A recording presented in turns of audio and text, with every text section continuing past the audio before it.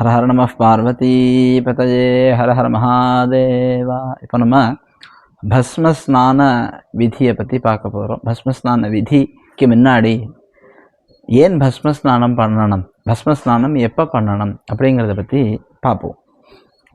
நித்தியமே நமக்கு ஸ்நானம்னா எப்படி சொல்லப்படுறது அப்படின்னால், ஸ்நானம் பஞ்சாங்கம் உச்சியதே, சங்கல்ப சூக்த படனம் புரோக்ஷணம் சாகமர்ஷனம் தேவதா தர்ப்பணம் செய்வா ஸ்நானம் பஞ்சாங்கம் உச்சியதே. சங்கல்பம் பண்ணிக்கணும், அதுக்கப்புறம் தீர்த்தத்தை அவகாக ஸ்நானம் தான் பண்ணணும். அதில் எந்த தீர்த்தமோ தீர்த்தத்தை பார்த்து வருண சூக்தாதிகள் ஜபம் பண்ணணும்.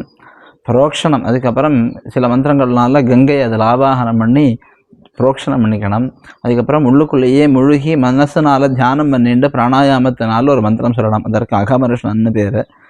அதுக்கப்புறம் தேவதா தர்ப்பணங்கள் இதெல்லாம் பண்ணினால்தான் ஸ்நானமே ஸ்நானமாக ஆகும், நித்திய ஸ்நானமே ஸ்நானமாக ஆகிறது அப்படின்னு சாஸ்திரங்கள் சொல்லப்படுகிறது.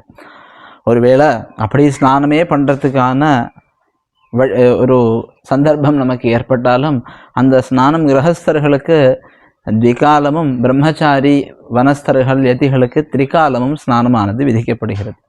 அப்போ ஒரு நாளைக்கு 3 நேரம் ஸ்நானம் பண்ணலாம், 3 நேரம் அல்லது 2 நேரம் ஸ்நானம் பண்ணணும். அதை எப்படி பண்ணணும் அப்படின்னால், அவகாகமாக முழுகி குளிக்கக்கூடியதான குளம் இல்லை அல்லது நதி முதலிய தீர்த்த பிரதேசங்களுக்கு போய் பண்ணணும் அப்படின்னுலாம் சொல்கிறது. இதெல்லாம் பார்க்கும் பொழுது நம்ம இன்றைக்கி எப்படி ஸ்நானம் பண்ணின்னு இருக்கோம், இன்னைய கால தேச வர்த்தமானத்துக்கு நம்ம ஆற்றுலையே பாத்ரூமில் ஜலத்தெடுத்து ஸ்நானம் பண்ணுறோம் அப்படிங்கிறது வச்சுட்டு இருக்கோம். அப்போது அப்படி பண்ணி நம்ம கர்மானுஷ்டானங்கள் பண்ணுறது சித்திக்குமா அப்படின்னால், அப்படியெல்லாம் இந்த காலங்கள் வரும், அது சித்திக்கணும் அப்படிங்கிறதுக்காக கவுணஸ்நானம் அப்படின்னு சிலவைகளை கற்பிச்சா. அதில் நமக்கு இந்த பஸ்ம ஸ்நானம், ஆக்னேயம் பஸ்மனா ஸ்நானம், ஆக்னேய ஸ்நானம்னு பேர் இந்த பஸ்மத்தினால ஸ்நானம் பண்ணிக்கிறதுக்கு. அப்படின்னா இது யாரெல்லாம் எப்பெல்லாம் பண்ணலாம்? நித்தியமுமே அனைவர்களும் கார்த்தால நம்மளால் முடிஞ்ச ஸ்நானத்தை பாத்ரூம்லேயோ வெந்நீர்லேயோ எதுலேயோ நம்ம ஸ்நானம் பண்ணுறோமோ பண்ணிவிட்டு இந்த பஸ்மஸ்நான விதியை பண்ணினால் இது எத் புண்ணியம் சர்வ தீர்த்தேஷு எத் புண்ணியம் சர்வ தேவதாக அப்படின்னு இந்த ஒரு ஸ்லோகம்.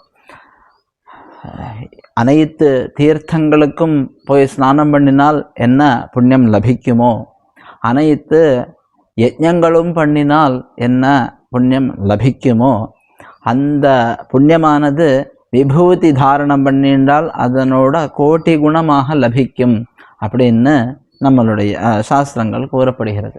அதனால் நித்தியமே நம்ம கார்த்தால ஸ்நானம் பண்ணிட்டு அந்த விபூதி பஸ்மஸ்நானமும் பண்ணிட்டு பஸ்மதாரணம் பண்ணிட்டு எந்த கர்மானுஷ்டானமும் பண்ணினால் ஸ்லாக்கியம். கார்த்தால ரொம்ப முடியாதவர்கள், என்னால் கார்த்தாலேருந்து ஸ்நானம் கூட பண்ண முடியாது, உடம்பு சரியில்லை, இப்போ ஜுரமாக இருக்குது, அந்த மாதிரி காலங்களில் எப்படி நம்ம சந்தியாவந்தனம் பண்ணாமல் இருக்கிறதா, அனுஷ்டானம் பண்ணாமல் இருக்கிறதான்னா, அப்படி உள்ளவர்களுக்கு ஏந்துன்னு ஒன்று கைகாலம் பண்ணி இந்த பஸ்மஸ்நானம் பண்ணி விபூதி எட்டுண்டு கர்மானுஷ்டானத்துக்கு யோகியர்களாக ஆகிறார்கள். திரிகால ஸ்நானத்துக்கு பதிலாக கார்த்தால ஒரு நேரம் ஸ்நானத்தை பண்ணிவிட்டு அதுக்கப்புறம் மத்தியானம் சாயந்தரம் ஸ்நானத்துக்கு பதிலாக இந்த பஸ்ம ஸ்நானத்தை பண்ணினால் அந்த கர்மாவானது சபலத்தை கொடுக்கிறது. அதிகமாக சொல்வதற்கு என்ன, எப்படா இருந்தாலும் என்ன கர்மா பண்ணுறதுனாலும் அதுக்கு முன்னாடி ஒரு தடவை பஸ்ம ஸ்நானமும் பண்ணிவிட்டு இந்த பஸ்ம தாரணத்தையும் பண்ணிட்டு நம்ம ஒரு கர்மானுஷ்டானம் பண்ணினோம்னால் அந்த கர்மாவானது பூர்ண பலனை கொடுக்கிறது அப்படின்னு சாஸ்திரங்கள் சொல்கிறது. அதனால் அந்த பஸ்மஸ்நான விதியை பற்றி நம்ம பின்னாடி பார்ப்போம்.